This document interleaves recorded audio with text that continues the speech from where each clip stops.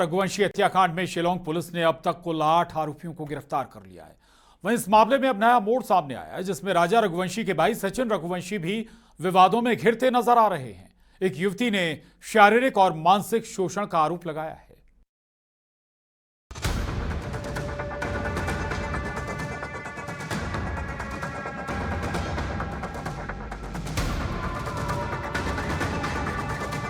बुरे फंसे राजा के भाई सचिन। महिला संग तस्वीर, सचिन पर आरोप गंभीर।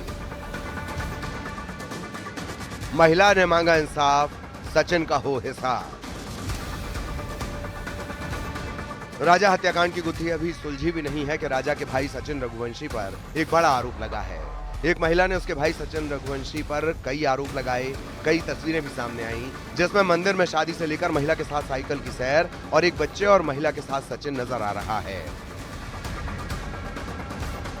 वहीं महिला कह रही है कि एक तरफ राजा का परिवार राजा के लिए इंसाफ मांग रहा है, दूसरी तरफ उनका भाई सचिन रघुवंशी ने उसके साथ धोखे का खेल खेला है। उन्हें कौन इंसाफ देगा? महिला ने आरोप क्या लगाए हैं, पहले ये जानिए।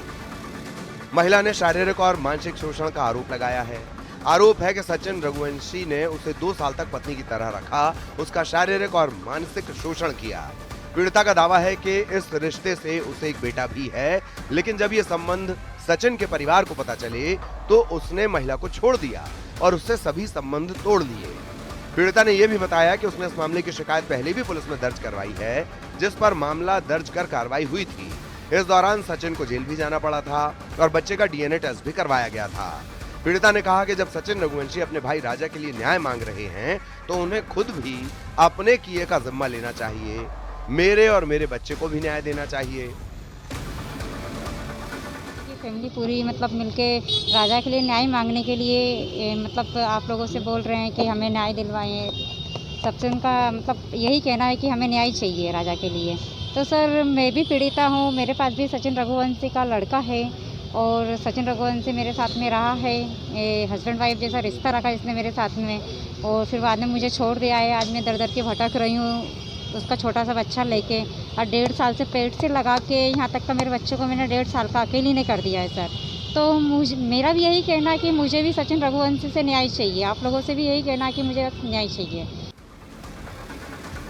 महिला का सामने आकर आरोप लगाना कई सवाल खड़े करता है। एक तरफ राजा के लिए इंसाफ मांगा जा रहा है, दूसरी तरफ सचिन पर गंभीर आरोप हैं। इंदौर से मिथिलेश गुप्ता की रिपोर्ट, न्यूज़ 18। राजा मर्डर केस में एक तरफ जहां शिलांग पुलिस की जांच जारी है, तो वहीं अब सोनम के पिंडदान को लेकर राजा के भाई और सोनम के भाई का अलग अलग बयान आया है। एक गोविंद ने कहा कि इस पिंडदान में साथ हैं, तो राजा के भाई विपिन ने गोविंद पर कई आरोप लगाए। दूसरी तरफ राजा रघुवंशी की बहन के नरबली वाले बयान पर बड़ी राहत मिली है। अब राजा हत्याकांड मामले में कल तक जहां राजा का परिवार और गोविंद साथ साथ थे, अब सुर बदलने लगे हैं। नौबत आमने सामने की आ चुकी है।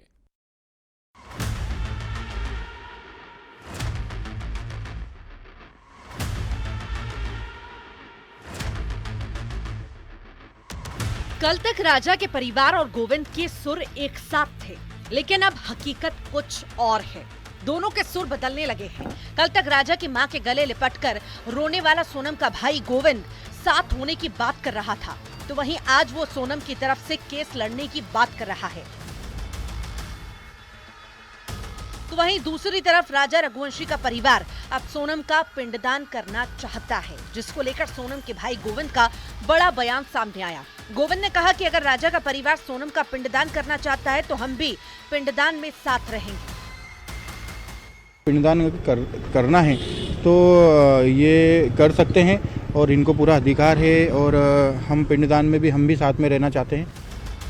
गोविंद के बयान के बाद राजा के भाई विपिन रघुवंशी ने कहा कि सोनम का पिंडदान करना होता तो कर चुके होते। विपिन ने सोनम के भाई गोविंद पर भी आरोप लगाए कि गोविंद ने मेरे परिवार के भावना के साथ खेला है। जो भी वादे किए थे, बहुत से वादे तोड़ दिए हैं। मारने के बाद में शादी करी है लास्ट से, जो कि पुलिस द्वारा ही मालूम पड़ रहा है अंदर है। तो सोनम और राज जो एक दूसरे से प्यार करते थे और इनका रिश्ता जो 3 साल पुराना है, मगर इनके माता पिता आज भी इसको मानने राजी नहीं है। वो उनका अधिकार है। जिस प्रकार से झूठ बोला उन्होंने था पहले घर पे मारा के, हमारे साथ में जैसे कि मम्मी से गले लग के हुआ था उस टाइम पे वो, मतलब एक तरह कुल मिला के इसमें जो क्या है उसने सोची समझी साजिश करी है। एक तरफ राजा का परिवार अब गोविंद और उसके परिवार पर धोखेबाजी का आरोप लगा रहा है, तो दूसरी तरफ राजा की बहन सृष्टि के नरबली वाले बयान पर असम के क्राइम सेल ने शिकायत दर्ज की थी। सृष्टि ने असम में राजा की नरबली देने का दावा किया था। उसने कहा था कि सोनम टोने टोटके के लिए ही राजा को गुवाहाटी ले गई थी।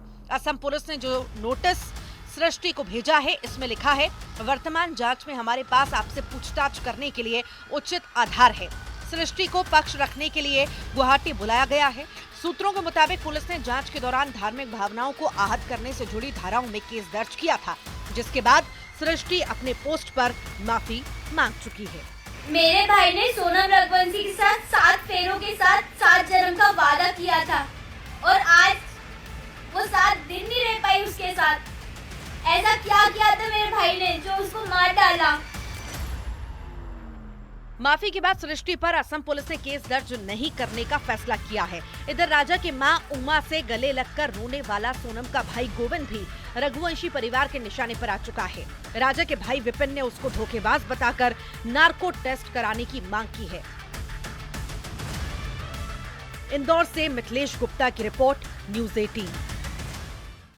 पुणे के कोंडवा इलाके में एक दिल दहला देने वाली घटना सामने आई, जहां एक 25 वर्षीय लड़की के साथ कुरियर बॉय के वेश में आए आरोपी ने रेप की वारदात को अंजाम दिया और उसके बाद सेल्फी लेकर लिखा, मैं फिर आऊंगा। जानकारी के मुताबिक ये घटना पुणे की एक हाई प्रोफाइल सोसाइटी की है। जानकारी के मुताबिक कुरियर बॉय ने कहा कि उसका कुरियर आया है, लेकिन पीड़िता ने इनकार कर दिया। इसके बावजूद आरोपी वहां से नहीं गया और साइन करने की जिद करने लगा। इस बीच जैसे ही पीड़िता ने सेफ्टी डोर खोली तो आरोपी ने उसके चेहरे पर स्प्रे कर दिया और फिर रेप की वारदात को अंजाम दिया। हैरान करने वाली बात तो यह है कि घटना के बाद आरोपी ने महिला के ही मोबाइल से एक सेल्फी ली और उस पर वापस आऊंगा ऐसा मैसेज टाइप करके छोड़ दिया।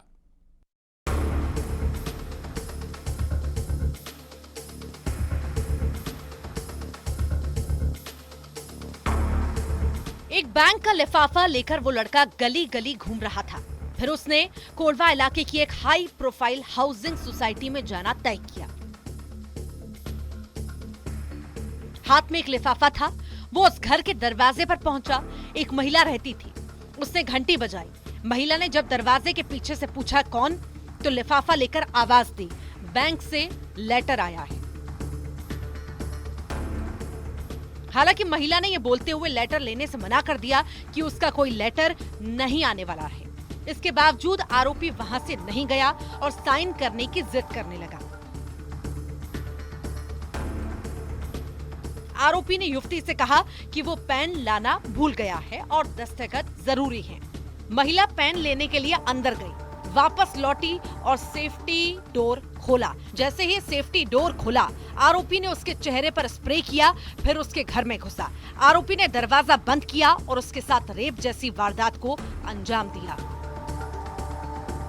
का एनवलप देने के लिए एज अ कुरियर बॉय उनके फ्लैट पे आया था और सिग्नेचर के लिए पेन नहीं बोल के पेन लीजिए मैडम बोल के मैडम जैसे अंदर गई तो उसने ये क्राइम किया है।